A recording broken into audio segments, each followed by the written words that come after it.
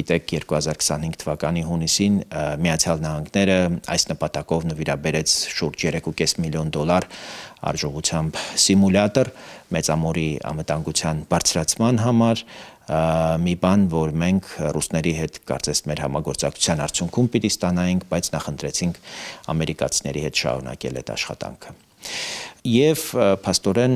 ինչպես նշեցի, Մոսկվայում օրեր առաջ Փաշինյանը հայտարարեց, որ մենք փաստորեն գործող ատոմակայանի գործողության ժամկետը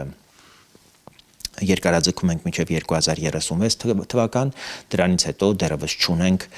որոշում, թե որ երկրի հետ պիտի շարունակենք համագործակցությունը այս ոլորտում, հույս ունեմ, որ այս բանակցությունները արտգործնախարարության